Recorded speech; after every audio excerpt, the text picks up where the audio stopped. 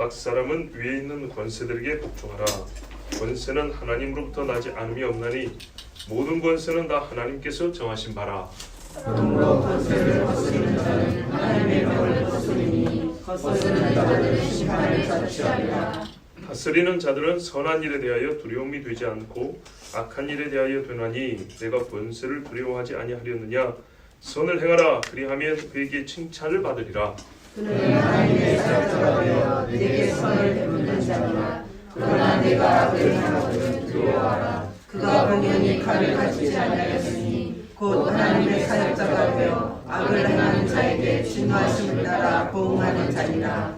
그러므로 복종하지 아니할 수 없으니 진노 때문에 할 것이 아니라 양심을 따라 할 것이라. 아멘. 자, 이 이야기 예를 하나 들어볼게요. 쾌속선 여객선을 하나 만듭니다. 속도가 아주 빠른 여객선 하나 만듭니다. 그 배를 타고 뭐 제주도를 가든 일본을 가든 뭐 태평양을 건너든 간에 아주 속도가 빠른 여객선 하나 만드는데 그 여객선을 만들기 위해 필요한 기술들이 많이 있겠죠.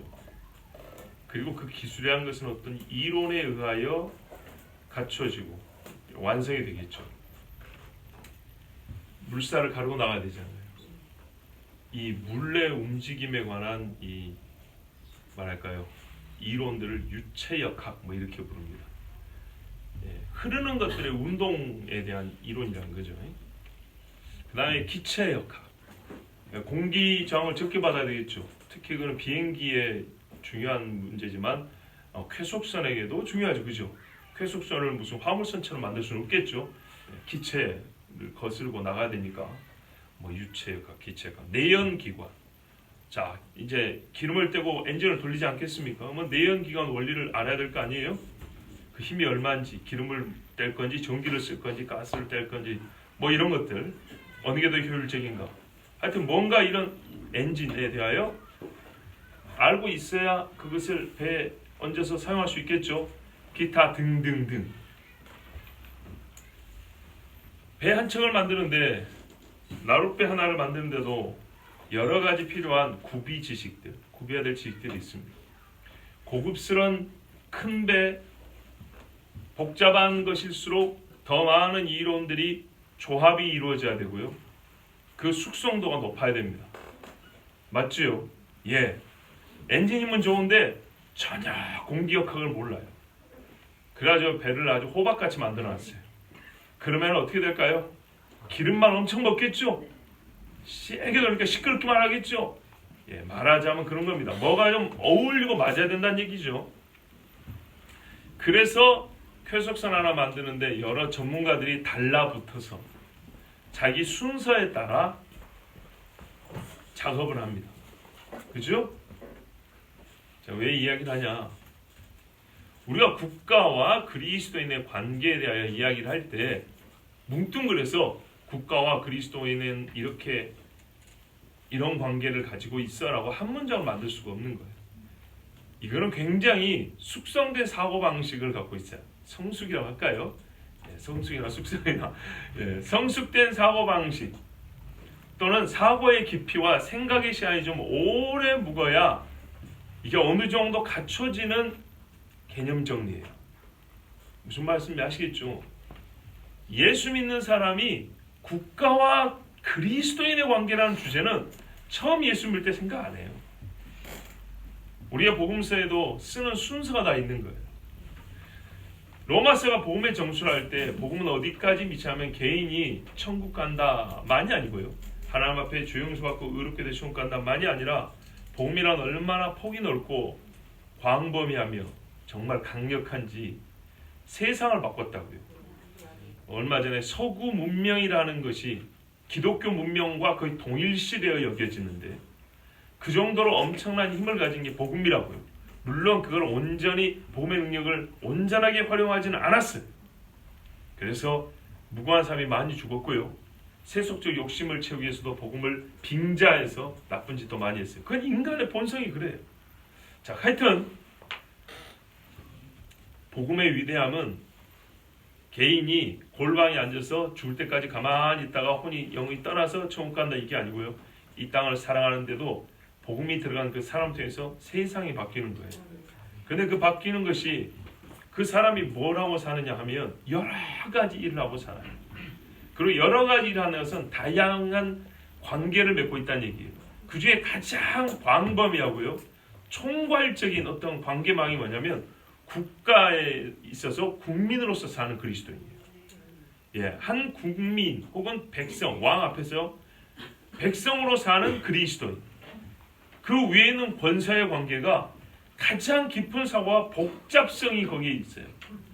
그렇기 때문에 이거는 복음의 처음 단계에서 말해주기는 어렵고요. 많이 듣고 많이 생각하고 하나님의 뜻을 깊이 이해한 다음에 들을 수 있고 받아들일 수가 있어요.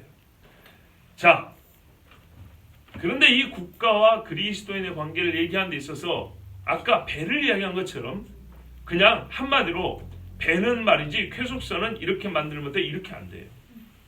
그 하나 만들 때 자, 엔진은 이런 엔진을 쓰는 거야, 모양은 이렇게 모양을 만드는 거야.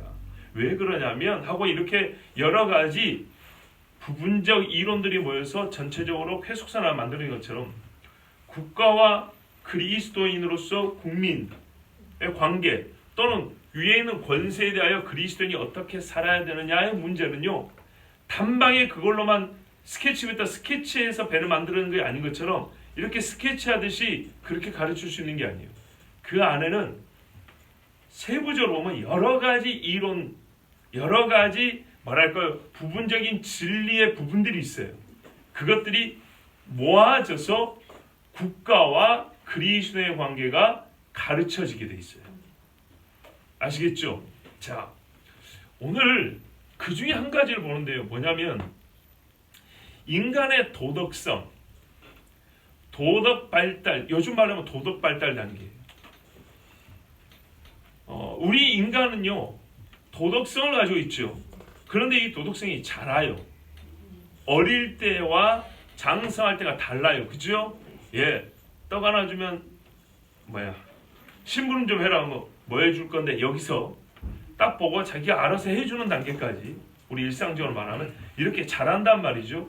근데 요 부분이 도덕 발달에 관한 이론이, 그러니까 우리 인간의 도덕 발달 단계가 국가와 그리스도인의 관계를 설명하는데 쓰여지고 있어요. 유체역학이 배를 만들어 속도를 내는데 그 물리 이론이 쓰인 것처럼 인간의 도덕 발달에 관한, 인간의 도덕성에 관한 어떠한 것이 국가와 그리스도의 관계를 설명하는 데 쓰여지고 있어요.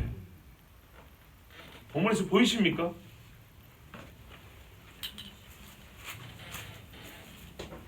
자, 모르겠어. 제가 여러분에게 함께 보고 싶은 말씀은 그전에는 1, 2절 중심으로 봤다면 3절, 4절, 5절입니다. 특히 3절, 5절 보면 아주 대비되는 말씀을 볼 수 있는데요. 이렇게 돼 있죠. 3절에 다스리는 자들은 선한 일에 대하여 두려움이 되지 않고 악한 일에 대하여 되나니 네가 권세를 두려워하지 아니하려느냐. 선을 행하라. 그리하면 그의 칭찬을 받으리라. 자, 다스리는 자들이 우리에게 두려움이 된답니다. 왜요? 악을 행하면 그들이 두렵대요. 그래서 두렵지 않으려거든 선을 행하랍니다. 두렵지 않으려면 선을 행하랍니다. 이게 좀 수준이 높은 도덕성인가요? 수준이 좀 떨어지는 도덕성인가요? 우리 일반적으로 때 수준이 좀 낮은 거죠. 매가 무서워 말 듣는 것처럼. 그죠? 근데 이게 하나님이 우리 주신 말씀이에요. 예. 바울같이 숙성된 도덕성을 가진 사람, 네 마음대로 사세요 해도 완전히 하나님 뜻대로 살 것 같은 사람이 뭐라고 가르쳐 주냐면, 그리스도인들아, 복음의 깊은 것을 아는 자들아, 세상이 험한 것을 알지 않냐. 저 권세 있는 자들이 자기의 허물로 죽고 자기의 죄악에 빠지도록 너희는 오히려 의를 행하여 저들을 부끄럽게 하라, 뭐 이렇게 가르친 게 아니고 맡기시는 착하게 살아, 이렇게 말해주고 있어요. 그죠? 그런데 5절에 가보세요. 자, 4절과 3절에 부연 설명을 하면 그들이 얼마나 무서운 자들인지 말하고 있어요. 그죠? 권위는 하나님께로 왔고 하나님의 천사같이 칼로 휘둘러 버린대요. 비유컨대 아라우나의 타작마당에 있어서 예루살렘에서 칼을 듣던 그 천사처럼, 그죠? 요렇게 무서운 사람들이, 권세 있는 사람들이니까 맞기 싫으면 착하게 살아, 선하게 살아, 이렇게 말하고 있어요. 근데 5절에는 뭐라고 되냐면, 그러므로 너희가 안 맞으려면 복종해야 된다. 그런데 말이지, 진노 때문만이 아니라, 그러니까는 화가 나서 때리는, 하나님께 맞을까만 그런 것이 아니고 양심을 따라 할 것이냐. 이게 이제 좀 성숙한 사람이죠. 만약에 무서워서도 하고 양심을 따라서도 한다면 여러분 어떤 걸 택하겠어요? 양심을 따라 살면 되겠죠. 그리고 모든 사람이 다 양심을 따라 행할 정도가 되면 굳이 두려움이니 뭐니 얘기할 필요가 없겠죠. 그런데 비중으로 보면 맞을 것이 두려우면은 바로 살아라는 것이 거의 90%고요. 끝에 가가지고 근데 신자가 맞는 것이 두려워서만 그러면 되겠냐? 양심을 따라서라도 그렇게 해야지. 그렇죠? 바로 이 부분입니다. 여기에 인간의 도덕 발달의 이론이 적용될 여지가 있는 겁니다. 또는 인간의 도덕 발달의 단계를 생각해 볼 여지가 있는 겁니다. 다르게 말하면 그 도덕 발달 이론을 가지고 하나님의 말씀을 삐뚤을 수 있는 틈이 여기서 생길 수도 있다는 얘기입니다. 세상에 많은 심리학자나 윤리학자들은 자기들 나름대로 인간의 본성을 연구를 해요. 인간의 본성을 연구하고 여기다가 소위 발달 단계라는 것들을 만들어 놨어요. 예, 인지 발달, 심리 발달, 행동 발달. 그래가지고 단계는 뭐 1단계부터 몇 단계 이렇게 나눠놨어요. 많이 나눠야 유명한 학자들이에요. 그렇게 많이 나눠가지고 자기들 학교에서만 써먹으면 좋은데 그 중에 이름하여 크리스찬이 있으면 그 사람은 자기 이론을 꼭 성경에다가 투영을 시킵니다. 그러니까 성경을 해석하는데 써먹습니다. 아니나 다를까 미국의 유명한 한 심리학자가 도덕 발달 단계를 보통 학자들은 6가지로 나누는데 이 사람이 예수 믿는 사람이어가지고 성경적으로 보탠다서 7개를 만들었어요. 7개를 만들어가지고 하나님의 말씀을 전체를 그 7개 도덕 발달 단계로 풀어내더라고요. 그걸 보고 참 화가 났어요. 왜 성경을 아주 무시하는 처사기가 화가 났는데 하필 로마서를 설교로 딱 보니까 여기에 그들이 말하는 발달 단계로 보면 전혀 어울리지 않는 2가지가 있는 거예요. 자, 맨 앞에 있는 거 뭐죠? 맞기 싫으면 잘해 그 말이죠. 근데 그 사람들 크리스찬 심리학자들은 말하면 이거는 아주 저급한 단계로서 노예근성이라는 게 이런 거는 짐승과 같은 거고 잘해야 어린아이들 같은 거라는 거죠. 근데 뭐라고 말하냐? 요것은 하나님이 우리에게 원하는 것이 아니요 이렇게 딱 쳐버립니다. 그리고 뒤에 양심 나오죠. 양심도 이거는 한 5단계 정도밖에 안 돼요. 5단계나 6단계밖에 안 돼요. 7단계는 완전히 새롭게 된 사람이 있죠. 진짜로 뭘 해도 하나님 마음에 합한 사람. 그렇게 성품이 베드로후서처럼 신성화된 사람. 이것을 하나님이 원하신다. 근데 문제는 이거예요. 그걸 원한 건 맞죠. 왜? 성경이 우리 가르치니까. 너 하나님의 사람아. 예, 주의 영에 감동된 사람 맞지요. 근데 문제는 이겁니다. 그것이 구원이라고 말하는 거예요. 그것이 구원이라고 말하면서 동시에 앞에 것 맞기 싫으면 잘해 이런 것은 성경이 가르치는 바가 아니라고 하는 거예요. 이렇게 그 이론을 가지고 성경을 덮은 상태로 도덕발달 이론을 말하면서 저급하기 싫은 예수 믿는 사람이 하나님 앞에 맞기 싫어서 착하냐면 되겠어요? 하나님이 지옥이나 만들었고 확 지옥 들어가기 싫으면 잘 믿어. 이런 하나님을 생각하세요? 그런 하나님 아니에요. 그러면은 얼마나 좋겠어요? 죽을까봐 지옥 갈까봐 겁냈던 사람들이 그렇지. 하나님은 우리가 장성한 사람 되기를 원하세요. 이게 단어 하나하나는 틀리지 않아요. 근데 장성이 뭐냐? 성품이 도덕성이 성장해가지고 자라가지고 하나님 마음에 합한 사람이 되기를 원해요. 완전 뜬구름 잡는 소리인데도 불구하고 듣기 좋거든요. 도대체 이게 뭔 말인지 실상을 알 수가 없는 말들이에요. 봐보세요. 하나님 우리가 온전하게 되기를 원하시며, 하나님 우리를 서로 하나가 되기를 원하시며, 하나님 우리를 화목하게 원하시며, 근데 구체성이 없잖아요.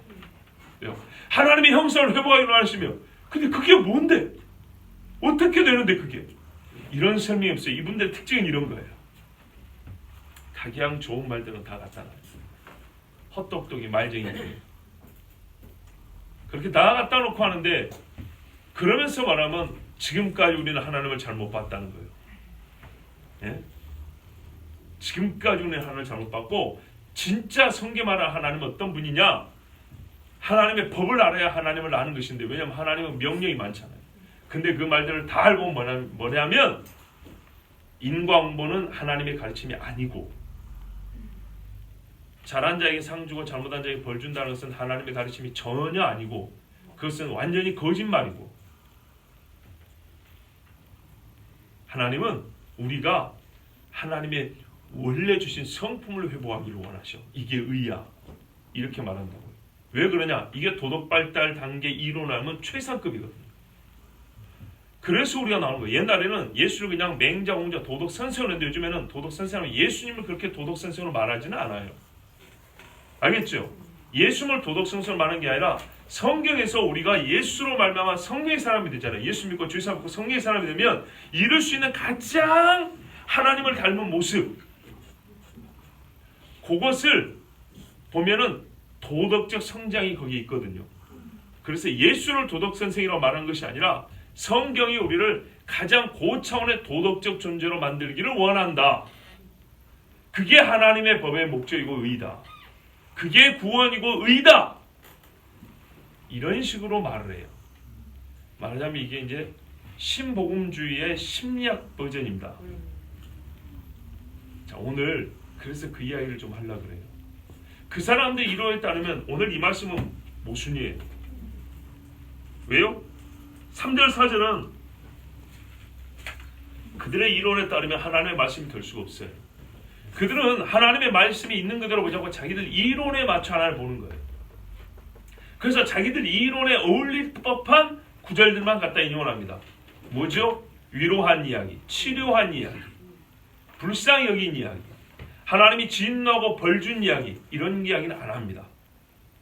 근데 성경을 잘 보통 안 보기 때문에 책에서 인용한 성경 구절만 다 맞는 줄 알아요. 그것만 있는 줄 알아요.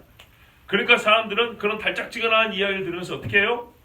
아멘 아멘 하며 별 5개 딱 달아줍니다. 이게 문제입니다. 자, 제가 오늘 또 이 문제를 심각하게 다루고 해야 됐다는 이유가 있어요. 이 사람이 누구냐면 미국의 티모시 제닝스라는 심리학자인데, 우리나라에 시리즈로 책이 나오고 있어요. 뭐더라? 뇌 하나님 설계의 비밀, 마음 하나님 설계의 비밀, 생각 하나님 설계의 비밀 해가지고 뇌, 마음, 생각, 소위 사람의 도덕과 인지를 얘기하고 있어요. 그런데 이 사람의 책이 어디서 나오면 기독교 세계관 저서를 전문으로 출판하는 데서 나와요. 그러니까 젊은 사람들 특히 속기가 쉬운 거예요. 기독교 세계관 하면 옛날에는 하나님의 말씀에 철저한 무오함을 변증하는 그 객관적 신빙성을 주장하는 책들이 많이 나왔어요. 근데 지금은요, 그것도 다 변질됐어요. 그래서 하나님 말씀에 철저한 무오함을 변증하는 책들을 내는 게 아니라, 요즘에는, 옛날에는 그렇기 때문에 그 출판사에 대한 신뢰성이 있겠죠. 그 신뢰성에 힘입어서 요즘에는 그때하고 완전히 다른 책을 내도 사람들은 그 신뢰성을 가지고 책을 본다고요. 이미 방향이 틀어진 걸 모른다는 이 말이죠. 그래서 이거 아주 위험하다는 생각이 들었어요. 위험해요. 그리고 제가 이분이 번역어기 때문에 용어가 뭔가 이상해요. 뭔가 이상해서 구글, 아마존 거기 들어가지고 찾아봤어요. 찾아보는데 리뷰 있죠. 서평, 사람들이 읽고 쓴 서평 중에 99%는 그 사람에 대한 긍정과 칭찬이에요. 제가 여러 개를 봤는데 그 중에 딱 하나가 당신은 틀렸다고 말하고 있어요. 딱 하나. 그러니 위험한 거예요. 제가 아까 설명한 것만 보더라도 굉장히 위험하죠. 근데 오늘 밤이라서 제가 한 10페이지 써왔는데 이 중에 상당한 것은 그 사람의 주장과 이론이에요. 근데 이거를 다 읊어내봐야 여러분 이해하기도 어렵고 머릿속에 들어오지도 않는 시간이기 때문에 제가 짤막하게 몇 가지만 말씀드릴 건데, 정리해서 이 앞에 제가 서론 부분만 얘기를 해도 뭔가가 말이 안 되는 것 같은데 미국 그리스도인들은 그것을 감지하는 사람이 되게 하나요? 그렇다면 대한민국 그리스도인들은 뭐 얼마나 지각이 있어서 그걸 분별할 것 같습니까? 아닙니다. 아, 그렇구나. 우리가 하나님 그날 잘못 알았구나. 아, 구원이란 게 치유구나. 그런데 이런 이야기는 그런 책이 나오기 전부터도 수많은 치유 전문가들이 써먹던 말들이었어요. 그죠? 나도 모르게 거짓 복음에 빠진 거예요. 근데 그 사람들은 뭐라느냐? 옛날부터 내려온 예수 그리스도 당시에 속량제물이 되었다. 성경이 명확하게 말해주고 있죠. 속죄물이 되었다고. 근데 그게 거짓 복음이라고 말하고 있어요. 사람의 이론이 아니라 성경이 명시하였는데도 불구하고 예수님 우리의 대속죄물이 되셨느냐는데, 예수 죽으면 대속이론, 이것이 거짓 복음이라고 대놓고 얘기를 하고 있어요. 그런 책이 기독교 세계관을 기독교 세계관 전문서적 출판사에서 나와요. 잘 팔려요. 대한민국 성도들이 얼마나 분별이 있다고 생각합니까? 근데 오늘 말씀에 딱 그 사람들 주장과 반대되는 말씀이 여기 있는 거예요. 그들이 말할 때 가장 저급한 수준의 도덕 발달 단계와 가장 고상한 수준의 도덕 발달 단계가 국가와 그리스도인을 설명하는 데 있어서, 즉 국가와 그리스도인을 설명하는 데 있어서 인간의 도덕 발달이라는 이론이 하나가 사용이 되는데, 이 세상 사람들이 이게 복음이라고 말하는 도덕 발달 이론과 전혀 다른 인간의 도덕 발달에 대한, 도덕성에 대한 하나님의 설명이, 하나님의 판단이 여기 있는 거예요. 요약하면 무슨 말이냐? 인간은 가장 고상한 단계의 도덕 발달이 이루어져 있는 순간에도 가장 저급한 수준의 도덕성을 항상 함께 갖고 있다는 거예요. 인정을 잘 못하시죠. 여기서 교통 질서 잘 지키는 분 손 들어보세요. 정말 잘 지키는 분. 근데 가끔 계산은 좀 쉽게 하는 분들. 봐보세요. 교통시설 철저히 지킨 사람이 있어요. 자기 양심에 따라. 누가 보든지 안 보든지. 근데 계산할 때는 그냥 하나 빼고 해. 괜찮아. 이리 넘어가는 사람이 있어요. 근데 옆에서 누가 딱 보고 잘못하면 깜빵 갑니다. 그러면은 정확히 한다고. 예를 든 겁니다. 이렇게 우리가 살면서 여러 경우에 이렇게 아주 모순된 도덕성을 볼 때가 있어요. 그죠? 어떤 사람은 또 말하면 성적인 문제에서 철저해요. 예, 정말 철저한 사람. 이 사람은 누가 보든지 말든지 하나님 앞에 진짜 음란한 것은 막 철저하게 하는 사람이 있어요. 그런데 말이죠, 남 험담은 겁나게 잘해. 그래가지고 누가 와서 그렇게 말하면 안 되죠. 왜 안 돼? 이렇게 말해요. 그러다가 자꾸 그렇게 말하면 벌금 냅니다. 그러면 그때 안 해. 제가 지금 만든 이야기예요. 근데 이와 같은 일들이 많다 이 말이죠. 그죠?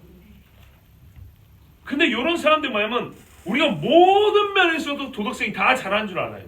왜? 그렇게 돼야 되는 거예요. 그렇게 안 되면 뭐죠? 그 사람들은 도덕성의 완성이 구원이기 때문에 어느 하나가 뒤처질 수가 없는 거예요. 그런데 실상은 어떻게 하냐? 우리 인간이 예수님을 가장 닮을 만큼, 최대한 닮을 만큼 다 닮아도 어떤 부분은 어린아이 같은 게 있어요. 그죠? 예수 믿자마자 불과 얼마 되지 않아서 최상급의 도덕성을 보이는 영역이 있고 50년을 믿어도 완전 애 같은 영역이 있어요. 이런 사람들이 이론에 따르면 이 사람은 천국 갈까요? 지옥 갈까요? 근데 이런 분들은 또 어떻게 해요?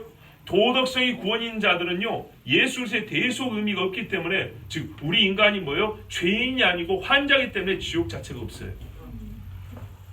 생각을 해보세요. 네. 도덕성의 완성이 구원인데 속죄가 아니라요, 도덕성이에요. 우리가 도덕성이 파괴된 상태예요. 즉 도덕성이 병이 드는 거라고. 근데 이것을 고쳐주는 거예요. 예수님이 한 일이. 어떻게 고치냐? 주님을 향한 마음의 오픈과 성품의 닮아감이에요. 그걸 보여준 게 예수님이에요. 그분처럼 하면 되는 거예요.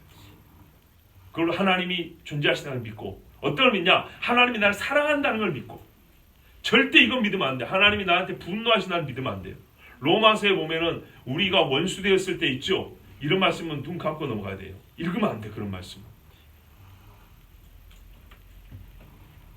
자, 조금 이제 구체적으로 좀 보겠습니다. 이 제니스라는 사람이 뭐라고 말하냐면, 우리가 무엇을 믿느냐에 따라서 신체적, 관계적, 심리적, 영적으로 우리가 달라진다고 했어요. 사탄이 거짓의 아비인데, 사탄은 우리에게 잘못된 하나님과를 갖게 있다는 거예요. 그 잘못된 하나님을 갖게 하는 데는 잘못된 하나님의 법에 대한 이해가 있다는 거예요. 이 하나님의 법을 잘못 이해하게 만든 게 사탄이고, 그래서 우리가 하나님을 잘못 알게 만들었대요. 어떤 내용이냐? 하나님의 법을 규칙이나 규정이나 법규로 보면 안 된대요. 율법을 우리가 삶에서 지켜 마땅한 어떤 도리나 규례로 보면 안 된다는 거예요. 뭘로 봐야 되냐 했더니 자연법으로 봐야 된대요. 자연법. 근데 아무리 봐도 이게 오역인 것 같아서, 왜냐하면 자연법이라는 게 무슨 말이냐면요, 우리 본성에 새겨진 도덕법이거든요. 우리 예전에 자연법 차상 제가 2번 설교했죠. 예. 본성에 새겨진 하나님의 성품이에요. 그래서 우리가 그걸 어기면 양심의 가치를 느끼고 그걸 지키면 기쁨이 있어요. 하나의 도덕법이에요. 근데 이 사람은 뭐냐면 자연법이라고 번역이 됐는데, 내용은 뭐냐면 물이 위에서 아래로 흐르고 공기가 뜨거워지면 위로 올라오고. 가만 보니까 이게 자연법이 아니고 자연 법칙이에요. 자연 법칙. 근데 번역하는 사람이 이걸 법에 대해서 잘 모르니까 그냥 자연법이라는 거예요. 뭐 원문에는 뭘까 하고 찾아봤어요. 근데 제가 영어책을 살 수는 없으니까, 혹시 그 출판사에서 설명할 때 그 본문을 약간씩 인용하거든요. 아무리 봐도 없어요. 그래서 리뷰를 막 뒤져봤어요. 그랬더니 어떤 사람이 비판하면서 이렇게 해서 디자인로 이렇게 놨어요. 설계법이라, 설계법. 하나님이 만들 때 우리의 근본을 본래 어떻게 만들겠다고 설계해 놓은 법이라는 거예요. 본래 상태를 말한다는 거예요. 아시겠죠? 요게 하나님의 법이래요. 그리고 또 뭐라냐면 실정법. 자, 보세요. 실정법이 하나님의 법이 아니라 그랬어요. 하나님의 실정법을 만드는 것이 아니고, 우리가 하나님의 법을 실정법으로 볼 때 하나님은 독재자가 되고 하나님은 처벌자가 된대요. 실정법 말이 안 된다 그랬어요. 왜? 실정법은 실제 생활을 규정하는 법이란 얘기예요. 실제 생활을 규정하기 위해서 글로 새겨놨어요. 그러면 성문법이 되는 거예요. 글로 새겼다 해서 성문법이에요. 문장이 되겠다 이 말입니다. 그런데 그걸 어떻게 해요? 실제 생활을, 우리의 실제 생활을 바르게 하기 위해서, 실제 생활을 뭐랄까요, 바르게 인도하기 위해서 세워진 법들이 실정법이고, 이거를 글로 만들면 성문법인데, 율법이 전부 다 실제 생활이잖아요. 실제 생활을 규율하게 한 법이잖아요. 근데 실정법이 하나님의 법이 아니래요. 뭔 말이냐 했더니, 실정법이 아니고 원문에 보니까 뭐라고 되어 있다면 punitive law 되어 있어요. 형벌법, 형벌법. 예, 말하자면 실제 생활을 규정하는 법이 문제 아니고 자연법도 실제와 관계 있죠. 근데 이 번역이 잘못됐고, 가만 보니까 무슨 말이냐면 하나님은 자연 법칙으로서 법을 주신 분이고, 우리에게 도덕 행위에 따라서 처벌하는 법을 준 분은 아니라, 그 말이에요. 이 사람이 이렇게 설명을 해요. 근데 그게 그냥 번역이 잘못됐고 자연법, 실정법 이렇게 했는데, 이거는 그냥 완전 오역이니까 다 버려버리고요. 원래대로 말하면 개는 네 발로 걷고, 그죠?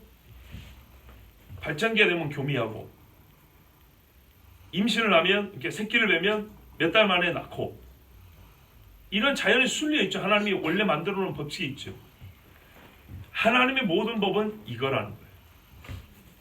유대인에게 준 율법도 바로 이것일 뿐이라는 거예요. 그럼 우리가 법을 어긴다는 것은 뭐냐? 마치 물이 위에서 아래로 떨어지는데 우리가 그걸 거스르는 거예요. 예. 그러면 원래 상태로 어떻게 돌아가면 돼요? 물길만 돌리면 되는 거죠. 근데 그것을 할 능력이 없어요. 왜? 병이 들었기 때문에. 치료만 하면 되는 거예요. 그리고 뭐라냐, 하나님은 형벌하는 분이 아니다. 그래서 형벌법은 아니다 그랬어요. 성경에는 형벌법이 없고 하나님의 법을 형벌법으로 보는 즉시로 우리는 하나님을 성경의 하나님이 아닌 마귀가 가르친 거짓말에 속아서 마귀가 만든 하나님을 믿는 것이며, 성경에서는 절대로 형벌을 주는 하나님, 형벌의 주체인 하나님은 없다 그랬어요. 형벌을 내리는 하나님이 없는 거예요. 근데 우리가 살면서 괴로운 건 뭐냐 했더니 자연법을 어기면, 즉 자연법칙을 어기면 어렵잖아요. 무슨 말이에요? 자, 사람이 물에 들어가면 헤엄을 안 치면 어떻게 뽀글뽀글 들어가죠. 숨을 안 쉬면 죽죠. 그런데 무슨 말이냐면 나는 숨 안 쉬어도 살 수 있어. 이러면 어떻게 되죠? 자기의 의지하고는 전혀 상관없이 죽죠. 바로 그걸 아는 거예요. 하나님이 우리의 인격의 행위에 따라서 주체적으로 벌을 주는 것이 아니라 지가 숨을 안 쉬어서 그냥 죽는 것처럼, 하나님이 처음 만들어서 자연 법칙을 어겼기 때문에 물이, 목이 마르면 물을 마시는데 안 마시면 가만데도 죽는 것처럼, 그런 의미에서 인간들이 고난을 당하고 괴로움을 당하는 것이지, 하나님이 너 누구? 네가 나를 거역하는구나. 너는 지금부터 뭐뭐 할지라는 식의 그런 형벌은 성경에서 전혀 가르치지 않는다. 그런가요? 아니죠. 예. 이건 뭐 장황하게 말할 필요가 없을 것 같습니다. 제가 정리한 것만 읽어드리겠습니다. 그래서 이 사람 제닝스는 자연법과 실정법을 상극으로 여깁니다. 번역어입니다. 실제로 말하면 뭐라고요? 설계한 법, 디자인법하고 형벌법을, 자연 법칙과 형벌에 관한 법을 상극으로 여깁니다. 둘 중에 하나만 남아야 되는 거예요. 그가 말하는 자연법, 즉 하나님의 법을 자연법이라 하는데, 이건 원래 자연 법칙이고 하나의 설계 원리입니다.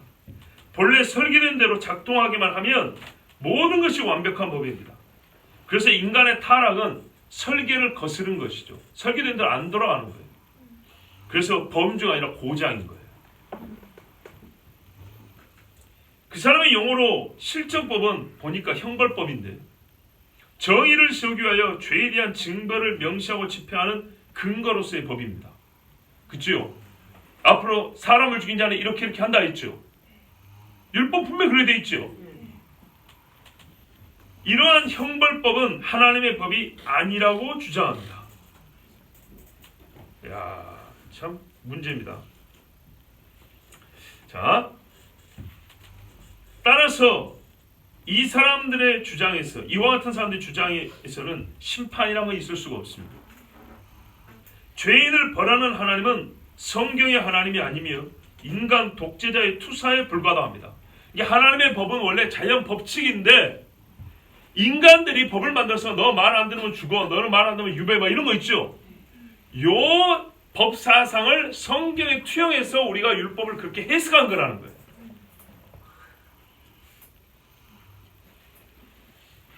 서구 교회를 구축한 로마 변호사들이 만들어냈대요. 옛날 초창기 신학자들이 대개 보면 로마 변호사 자격증 가진 사람들이었거든요. 뭐 대표 터툴리안 같은 사람들. 이런 초대교회 스승들이 자기들이 갖고 있는 법 사상을 가지고 하나님의 법을 그렇게 해석해서 우리에게 지금까지 가르쳐 온 거래요. 그런데 그렇지 않거든요. 나도 눈이 있어서 보는데 아니더라고요. 그리고 살아보면 아니에요. 이 사람의 논리에 따라 하나님은 죄인을 징벌하지 않으시고 고치며 치유하시는 분입니다. 이 뒷부분부터 틀리지 않아요. 하나님 고치죠. 치유하죠. 그런데 여러분, 문둥병이 나와도 구원을 못 받는 사람이 있어요.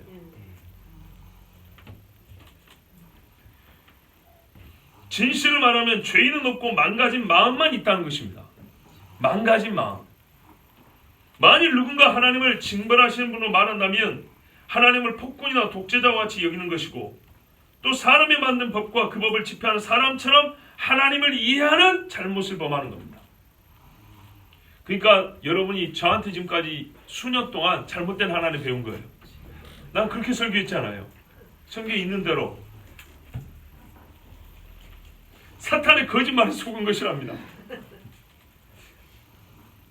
그리고 겨우 벌하시는 하나님이 무서워 하나님의 말씀을 지킨다면 이는 가장 낮은 단계의 도덕성을 가진 자에 불과하고, 이러한 자들이 최상급의 도덕성을 갖출 때까지 그리스도는 재림을 연기하고 계시며, 예수께서 오실 때가 되면 천사들이 사람의 뇌에 새로운 생각을 넣어 인을 새긴다고 말합니다. 요한계시록 14장에 보면 네 천사가 있는데요, 나중에 말하면 사람들의 이마에 하나님의 인을 새긴다고 되어 있어요. 이 사람은 이걸 어떻게 하면 이 뇌가 여러 부분을 했잖아요. 이 전두엽 이쪽에 두 가지 부분에 인지를 담당하는 뭐 여기를 변화시킨다, 이렇게 또 말을 하더라고요. 참 이런 이상한 소리를 해요. 자, 봐보세요. 이 사람이 하는 말이 무슨 말이냐면, 이 도덕 발달 단계에서는요, 심리학자들에는 뭐냐면 1단계가 상벌이에요. 상을 주면은 착하게 하고, 벌을 주면 또 착하게 하고, 벌 안 받으려고 나쁜 짓을 안 하고, 이거의 도덕 발달 단계 1단계. 그러니까 오늘 로마서 우리에 보면 여기서 지금 하나님은 우리를 1단계로 다루고 있는 거예요. 근데 이런 하나님은 처음부터 없대요. 이거는 그냥 가장 어린아이 다루듯이 우리에게 처음 가르칠 때는 그렇게 하는데, 그 다음에는 뒤에 뭐 5단계가 나와요. 5단계 정도 하면 이제 양심이 나와요. 타인을 위한 배려가 나와요. 5단계 정도 넘어가야 말이 통하는 사람이고, 그게 사람의 도덕이라고 말하는 거예요. 아시겠죠? 그런데 바울은 지금 뭐라고 있죠? 복음을 가장 잘하는 성도들이 최상급의 그리스도인, 그러니까 가장 복음적인 사람으로서 가장 복잡한 국가와의 상대에서 우리가 어떻게 살아가 할 때 인간의 도덕성을 6단계나 7단계 정도로 보고, 당신들은 이런 존재니까 국가와 살 때도 순리에 따라 살아야 돼. 하나님의 형상으로서 이렇게 말 안 하고, 가장 복음을 잘하는 사람들한테도 뭐라면 당신들은 국가의 관계에서 1단계부터 잘 지켜, 이렇게 말하고 있단 말이에요. 그러니까 이 도덕학자들하고는 완전히 어울리지 않는 하나님의 말씀입니다. 그러면 그 사람들이 고사하고 성경이 저급하냐? 그게 아니에요. 그 사람들은 실제를 무시하는 거예요. 우리 인간의 도덕성에 대해서 매우 긍정하는 거예요. 말 그대로 여기는 발달만 있는 거예요. 그러나 인간의 도덕성은요, 전혀 잘하지 않는 부분도 있다니까요.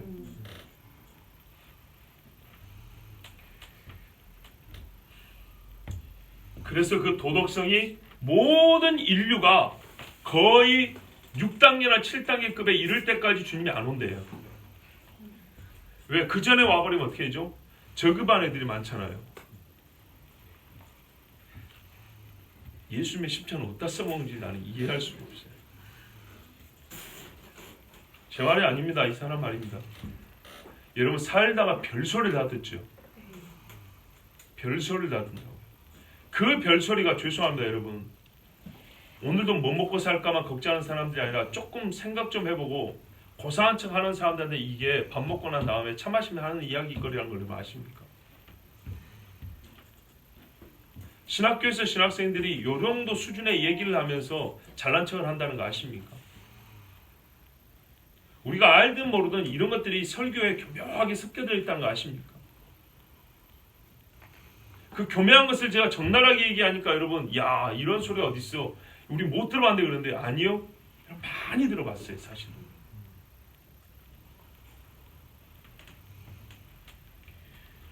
예수님이 재림을 연기하는 것이 왜 안 오냐? 도덕성이 발달하지 않았기 때문에 연기한답니다. 그러면은 예수님 영영 못 옵니다. 봐보세요. 도덕적으로 인간들이 더 나아지고 있습니까? 못하고 있습니까? 못하죠. 요즘에 새로운 문화가 하나 만들어졌다네요. 힘 있는 자의 의도에 의해서 만들어진, 자연스러운 게 아니라 계획적으로 만들어진 게 있다네요. 노 키즈 존이라는 게 있다면서요. 뭔지 아세요? 개 데리고 들어오지 마세요 것처럼 애기 금지, 애들 금지, 그런 데가 있잖아요. 근데 그렇게 만들니까 사람들이 문제가 뭐냐? 어떤 한 지역에만 애가 못 들어가는 게 아니라 정서의 변화가 오는 거예요. 그런 장소가 아니라 할지라도 평상시 같으면, 옛날 같으면 애들이 울면은 아이고 애가 배가 고팠는데 엄마 빨리 저기 가서 젖이나 주고 혹시 기저귀 좀 갈아줘봐. 아니 내가 좀 안고 있어줄게. 이런단 말이에요. 이게 옛날 30년 전 정서인데 지금 뭐예요? 이렇게 본다고. 그거 좀 조용히 시켜요. 애를 데리고 와가지고 말이지. 이런다고요. 이 장소는 애가 못 들어오는 장소가 아니에요.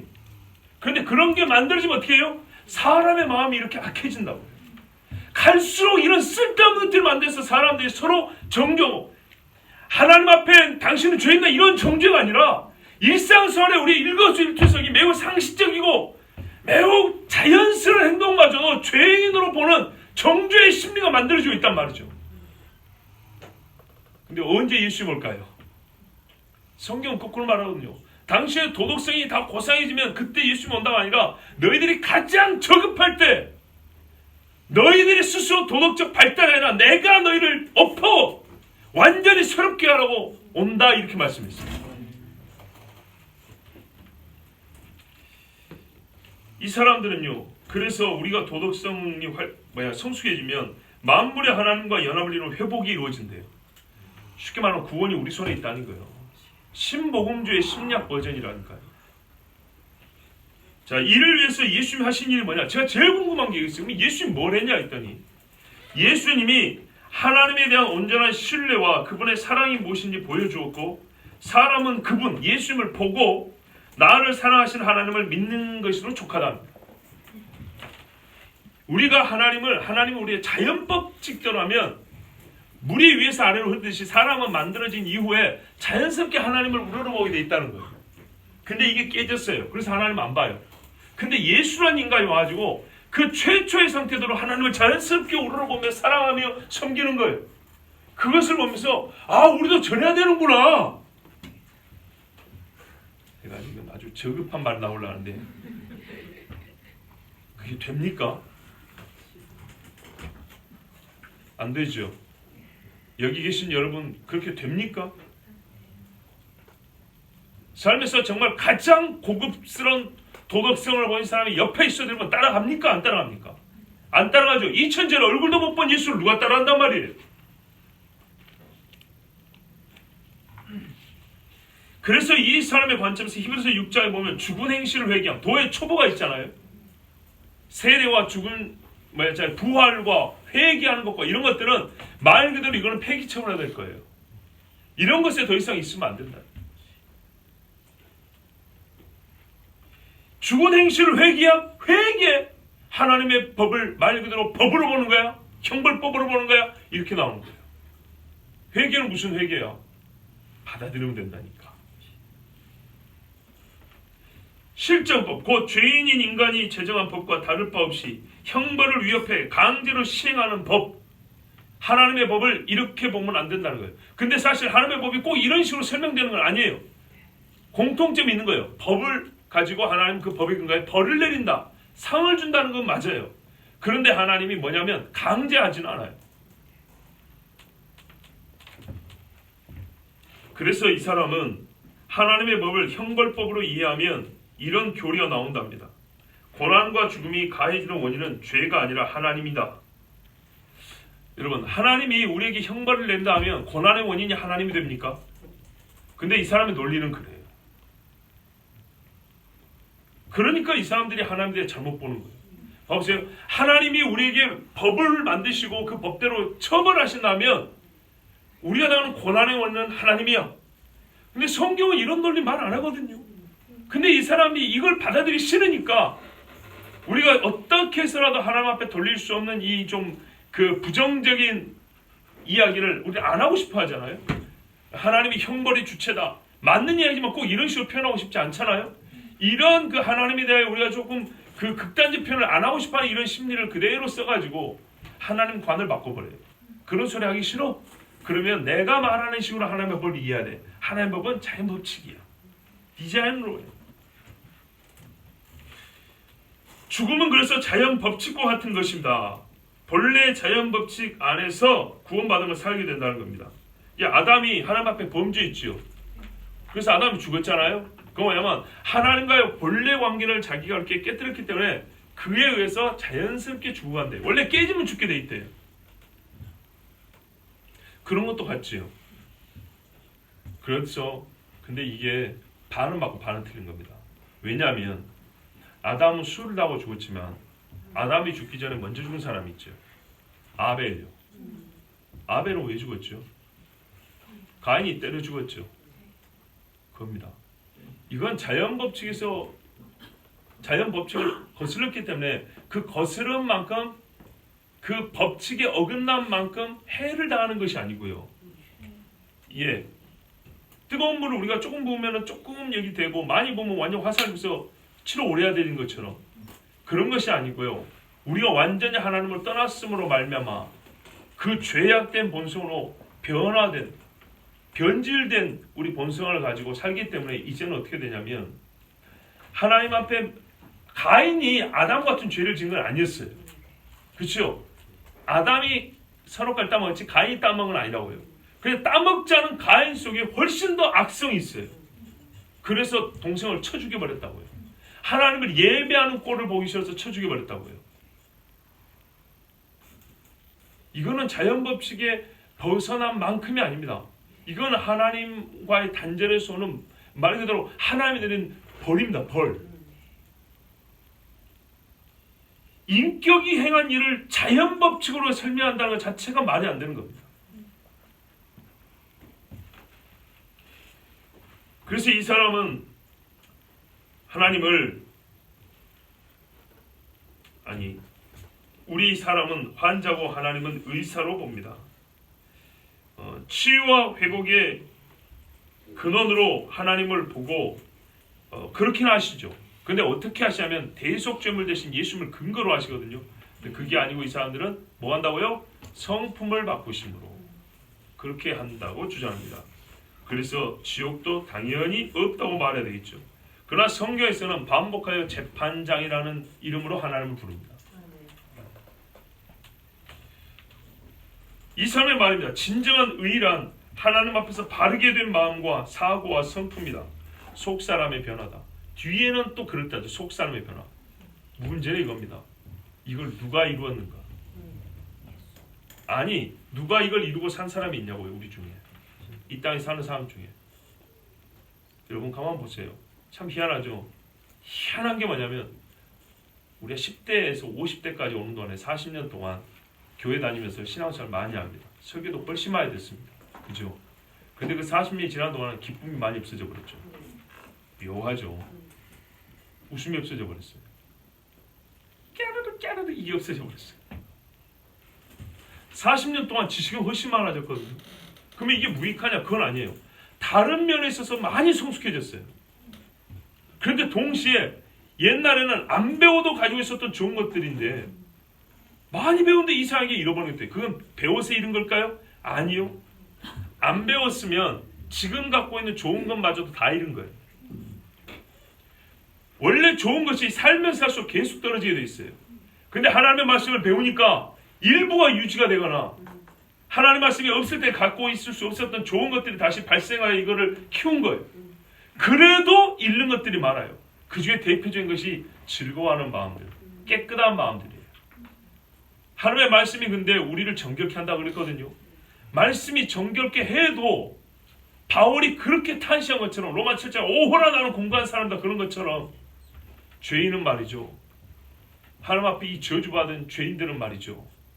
시간이 가면 갈수록 예수를 안 믿는 것도 아니고 분명히 잘 믿는 것 같은데 옛날보다 선한 일도 많이 안 했던데 한편에서는 옛날보다 못해가지고 골아 터지는 것들이 많이 있어요. 막 썩어가는 냄새 나는 것들이 있어요. 내가 나를 봐도 와 내가 왜 이럴까? 옛날에 안 그랬는데 옛날에 이게 빵 터지면서 향기 좋은 냄새가 나는데 요즘에는 골아가지고 이게 구색진 막 오래된 곰팡이나 막 똥 굳은 것처럼 이렇게 되는 것들이 있어요. 어느 세월에 도덕 성품이 좋아져가지고 주님 앞에 구원을 받고 의롭다함을 받는다는 얘기입니까? 자기 손으로 구원하겠다는 것도 똑같죠. 그렇게 말하면 이 사람들이 말하면 이러면 구원받는 사람이 많아질 것 같죠. 근데 거짓 거꾸로예요. 거꾸로라고요. 아무도 구원 못 받아요. 이러면.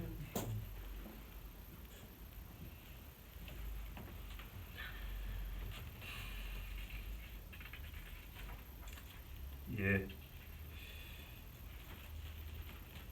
이 사람이 믿음과 도덕적 완전히 칭의를 이룬다 그랬습니다. 하나님이 우리를 사랑하시는 분이었어. 이 믿음. 그리고 도덕적 완전히 칭의, 의를 이룬다 했어요. 그럼 우리는 몇 가지 질문해 볼 수 있습니다.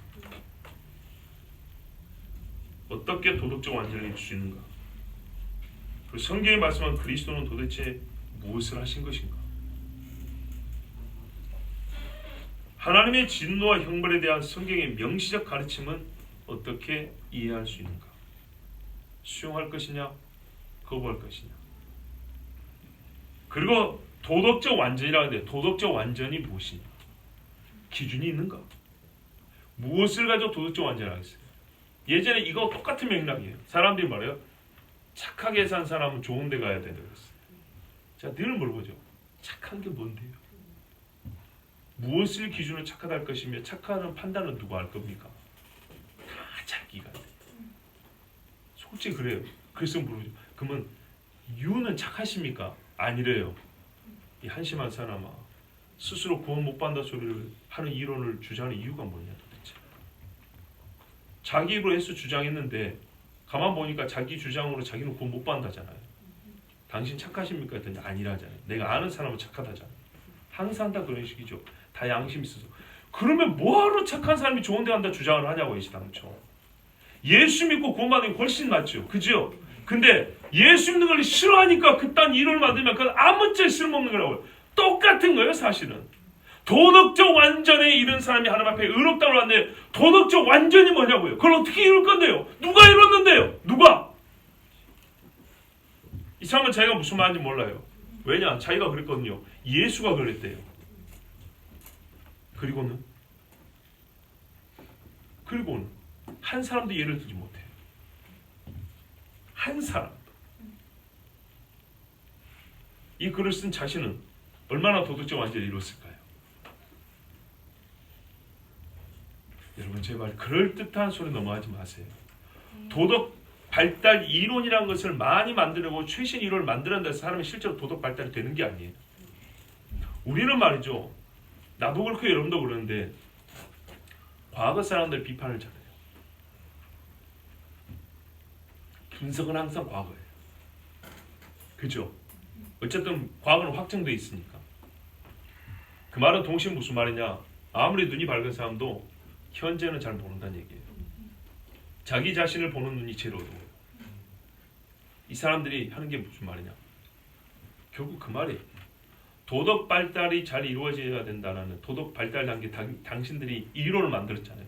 그 이론을 써먹기는 써먹는데 그것이 말하는 자기 자신을 오히려 지옥에 끌고 간다는 것은 전혀 알지 못하고 옛날 사람들이 어쨌니 옛날에 도덕 발달 단계로는 애굽에서 나올 때는 몇 번째 단계였고 왕정시대는 몇 단계였고 이런 소리만 하는 거예요. 그럼 당신은 지금 어떻게 사냐? 왕정시대 사사시대만큼 살고 있냐? 천만의 말씀. 당신도 오늘 급하다고 해서 교통시설 쫙쫙쫙 어기고 왔지 않냐? 근데 그 앞에 경찰이 있었으면 안 했을 거 아니야. 왜? 벌금 안 내려고. 그러면서 도덕 발달 단계 7단계 되어 구원받는다 소리를 왜 하냐 이 말이죠.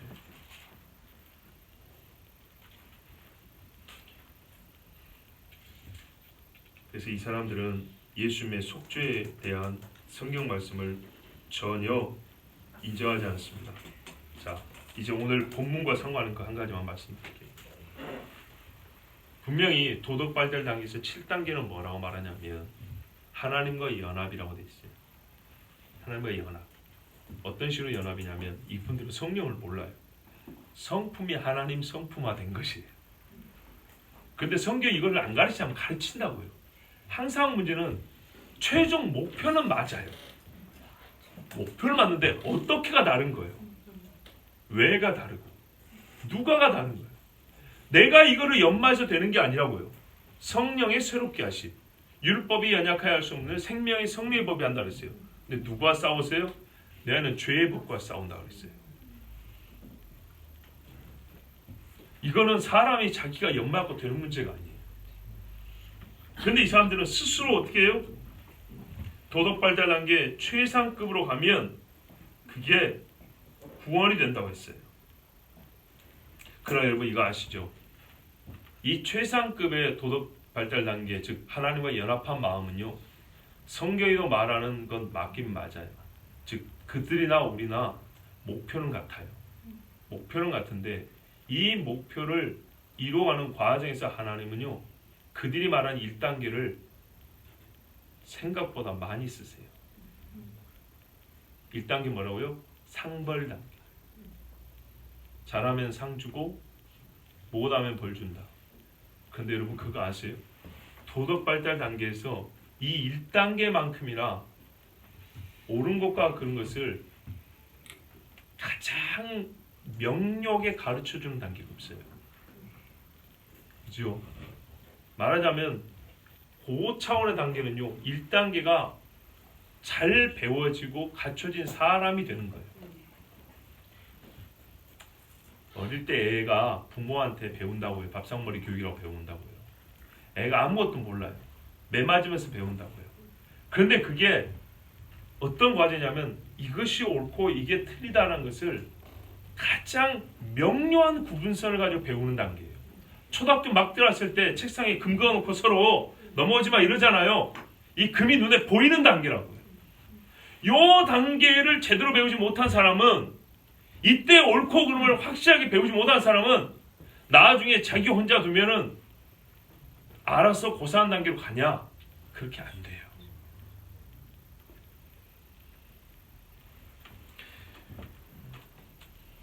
결론만 말씀드릴게요. 사람은 아까 말씀드린 대로 어떤 영역에서는 가장 고상한 차원의 도덕성이 갖춰질 수 있어도 또 어떤 면에서는, 어떤 영역에서는 가장 저급한 도덕성을 많이 가지고 있습니다. 그 1단계에 머물러 있는 영역이 생각보다 많습니다. 또 목표는 7단계라 할지라도 왜 1단계를 계속 하나님이 쓰시냐 하면 우리가 1단계에 머물러 있는 것들이 많기 때문이고, 그리고 그것이 7단계의 목표 설정이 흔들리지 않게 해주는 힘이 되기도 하기 때문입니다. 왜? 1단계를 계속하여 가장 강력하고 감각적으로 느껴질 정도로 뭘 가르친다고요? 이게 옳고 이게 틀린 거야 라는 걸 정확히 가르친다고요. 흑백 논리가 아니라 실제 하는 흑과 백을 정확히 가르쳐준다고요.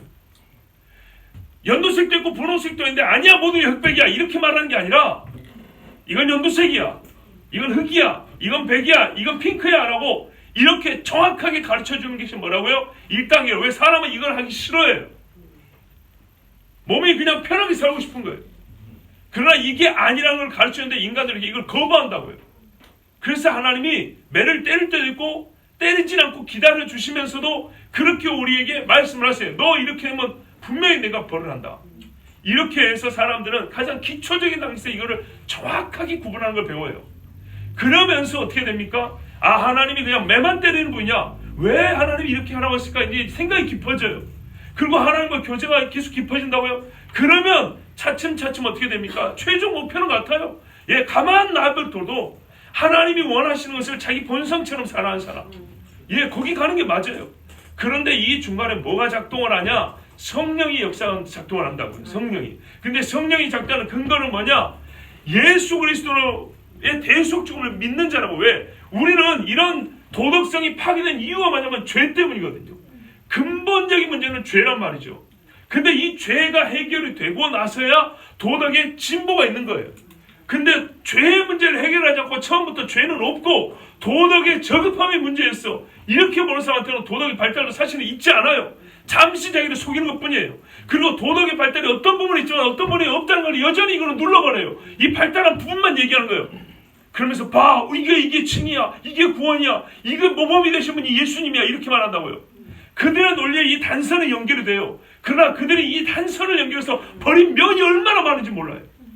인간은 훨씬 더 저급한 부분, 죄로 말미암아 야기된 고통과 슬픔들은 다 버려버렸어. 그들은 논리의 한 선을 연결하려고. 이렇게 해가지고 지금 구원을 장사하는 사람들이 있습니다. 절대로 따라하면 안 됩니다. 오늘 말씀 보세요. 권세는요, 그들이 말하는 도덕 발달의 제 1단계를 위하여 존재한답니다. 예, 잘 보세요. 이거는 하나 여러분 이해를 돕게 한 거예요. 모세가요 1단계로서 사역을 했어요. 여호수아가 2단계로서 사역을 했어요. 사무엘이 3단계, 다윗이 4단계, 선지자들이 5단계, 이렇게 해서 예수님이 7단계 사역을 하셨어요. 비유를 한 거예요. 왜? 모세 때는 처음에 말할 때는 그렇잖아요. 그냥 돌로 쳐 죽여버렸어요. 예수님은 어떻게 해요? 돌로 쳐 죽일 사람도 어떻게 해요? 살려줬어요. 이게 모순이 아니에요. 원래 하나님의 말씀은 이거예요. 이해는 이었죠? 그렇죠? 맞아요. 이걸 아는 사람이 어떻게 하냐면요, 이의 일을 요구해야 함에도 불구하고 참는 사람이 나오는 거예요. 이의 일하는 원칙을 모르는 사람은 희생도 없어요. 애시당초 그런 원칙이 없으니까. 근데 원래는 일을 뽑아야 하는 사람한테 일을 내달라고 해야 돼. 내가 일을 뽑을 권리가 있어요. 그런데 어떻게 해요? 여기에 하나님이 나를 살고 나의 죄를 용서하는 걸 알기 때문에 1만 달란트 용서하는 걸 알기 때문에 100데나리온 갖고 갔다고 이 멱살 잡고 감옥에 넣는 것이 아니라 탕감을 해준다고요. 그래서 주는 자나 받는 자는 어떻게 돼요? 지극히 놀라운 은혜를 경험하게 되는 거죠. 예? 예수님이 최종 단계를 가르쳐준 게 맞아요. 근데 이거를 예수님 얘기할 때 몇 년을 두고 사람이 이해를 하거나 그걸 받아들이거나 행하는 사람이 있던가요? 없었어요. 제자들도 맨날 높은 자리에 가겠다고 그랬어요. 근데 예수님의 십자가를 본 후에 말을 할 수가 없었어요.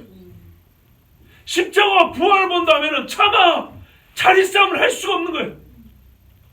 나의 모든 실상이 드러나고 정말 하나님 앞에 우리는 입도 무슨 도덕이니 뭐니를 얘기할 계제가 못된 인간들이에요. 선생의 수간데 선생을 팔아먹는 놈이 있는데 그 앞에서 무슨 도덕 타령이에요. 그래서 완전히 주님 앞에 엎드렸어요. 성령이 완전히 사로잡았어요. 그랬더니 어떻게 해요? 도덕이란 말을 하지 않았지만은 이제는 도덕이 설명할 수 없는 단계의 거룩한 사람이 되어버렸어요. 예, 진짜로 하나님의 신성이 함께하는 사람들. 여차하면 이거 하나님 잘못하면 신화 부를 정도로 오버하면 그럴 정도의 사람들이 되어버렸어요. 봐보세요. 자기 가족을 칼로 찔러 죽이는데도 예수 믿으라고 자기 목을 내놓은 사람들 순교자들 아닙니까? 이게 도덕으로 설명이 됩니까? 이거는 도덕을 한참 뛰어넘은 거예요. 어디 도덕의 완전함을 구원받는다 소리를 합니까? 예? 하나님이 당신들을 상을 주고 벌을 준다는 얘기가 당신들의 도덕 수준보다 못하다고 생각합니까? 아니요. 여기서부터 시작해서 어떻게 해요? 도덕이라는 이름이 붙여지기 어려울 정도로 그 위로 끌어올리는 분이 하나님이시라고요. 아멘. 이게 하나님의 방법이에요. 그 안에 예수 그리스도가 있어야 이 도약이 가능한 것이고 능력, 권능은 성령으로 말미암아 주는 거예요. 첫째로 이 모든 것을 불가능하게 하는 사탄의 힘과 죄를 제거하시고 이게 제거가 되지 아니하면 그들이 말한 도덕 발달하는 것도 꿈도 꿀 수 없어요. 그런데 이 바보 같은 사람들은 죄 빼고 예수님의 대속주권 빼버리고 성령의 역사 빼버리고 우리는 자연법칙을 어기는 것이며 이제 자연법칙 안에 다시 들어가면 우리는 뭐가 나아지냐? 본래 관계로 돌아가는데 그 본래 관계는 하나님과 관계인데 도덕성이 회복되고 최상급의 도덕이 돼서 하나님 보시기 그래 받아들여질만 하고 그렇게 되면 어때면 주님이 오셔가지고 이 땅에서 서로 해피하게 산다. 그걸 누가 하냐? 네가 받아들이면 돼. 예수가 봐라. 똑같은 사람들이 그렇게 했지 않냐? 확률 제로의 이야기를 하고 있는 것입니다. 오늘 보십시오. 국가 권력과 국가 사법제도는 도덕 발달의 장애 요소고 그것을 막는 것입니까? 1단계를 얘기하잖아요. 선한 일을 하지 않으면 이제 국가기능이 이렇게 작용한다는 전제입니다. 선한 일에는 상을 주고 악한 일에는 벌을 준다. 다시 말하면 국가가 존재하는 가장 최상급의 이유가 이겁니다. 이렇게만 국가가 기능 권력이 작동을 한다면 우리는 하나님의 말씀, 그들을 말하는 도덕 발달의 1단계를 무난히 통과할 수 있고요. 가장 기초적인 선악을 분별을 배울 수 있어요.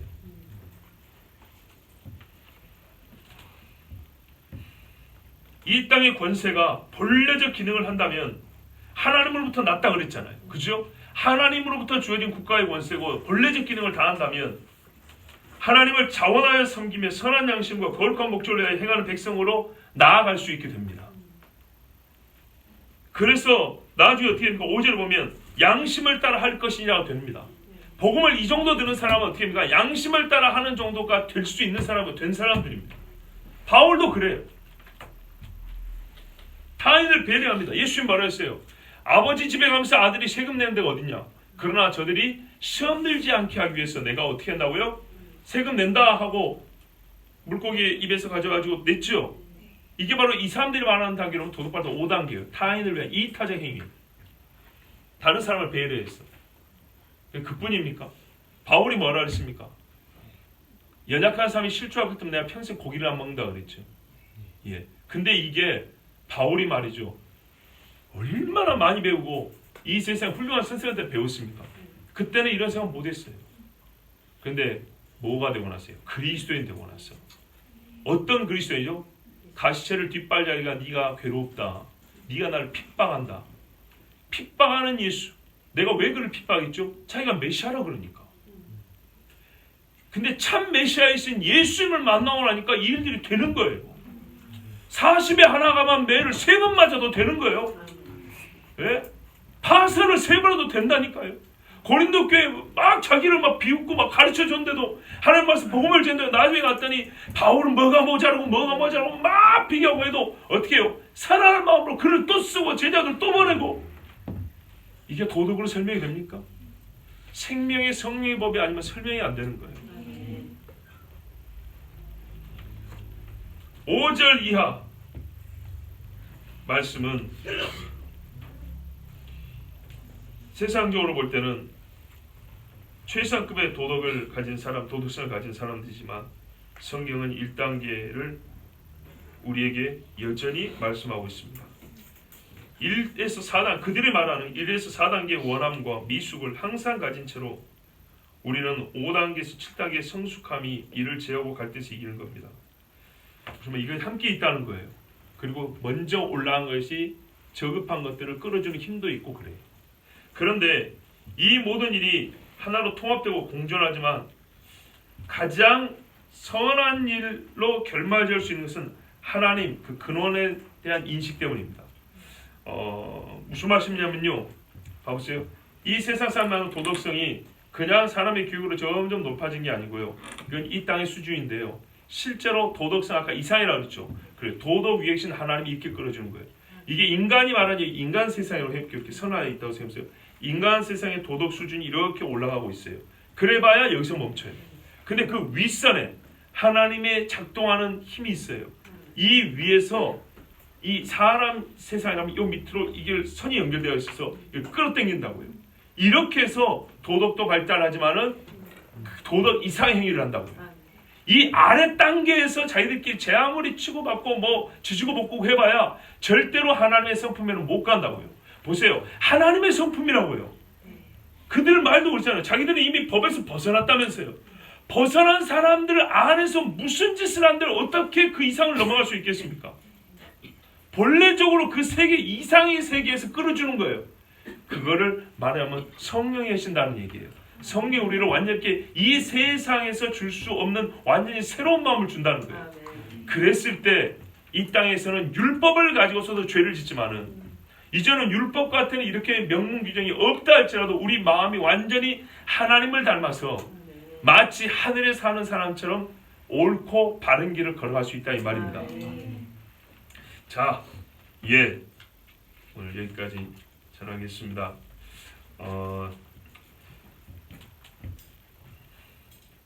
우리가 이 세상의 사람들이 이 도덕 발달 단계를 얘기하면서 하나님의 말씀을 어그러뜨리는 것처럼 우리도 우리 나름대로 하나님의 말씀을 어그러뜨리는 내만의 법들이 있습니다. 내만의 이론들이 있습니다. 그것이 과연 하나님의 말씀에 맞는지를 보십시오. 하나님의 말씀을 면밀히 보고 자기들의 이론을 검토한 게 아니라 이 세상 사람들이 만드는 이론을 가지고 그리스도인이기 때문에 이거를 다른 데다가 적용을 안 하고 성경에다 적용을 한 겁니다. 그래서 오히려 괴상한 이론들을 만들어내고 복음을 저해하고 복음을 삐뚤어버렸습니다. 그런데 사람들이 많이 좋아하는 이유는 뭐냐면 우리의 처참한 상태에 대하여 감춰주기 때문입니다. 우리가 죄인이란 말을 하지 아니하고 환자네 또는 고장난 기계 정도로 여겨주기 때문에 말 그대로 편하게 들을 수 있으니까. 그리고 예수 그리스도의 대적중이라는 뭔가 그 끔찍하고 보는 즉시로 내게 뭔가 급진적 변화가 있지 않고는 안 될 것 같은 이런 부담감을 덜어주기 때문에 그리고 더하여 이런 이론들에서는 대개 지옥이 없어져 버립니다. 주님 다시 오실 때 그 환란이라는 것도 전부 다 매우 추상화되어 버립니다. 아까 말씀드린 대로. 그래서 사람들이 좋아합니다. 다 될 것 같죠? 여러분 좋아하니까 다 될 것 같죠? 이런 말 들으면 곧 뭐가 될 것 같고요. 진짜 우리는 다 된 사람처럼 보입니다. 그러나 그것이 마귀의 거짓말입니다. 우리는 사실 아무것도 안 됐습니다. 성경에 말합니다. 된 줄 아는 자는 아무것도 안 된 줄 알았다. 넘어질까 조심하라고 했습니다. 우리 이 시간 함께 기도합니다.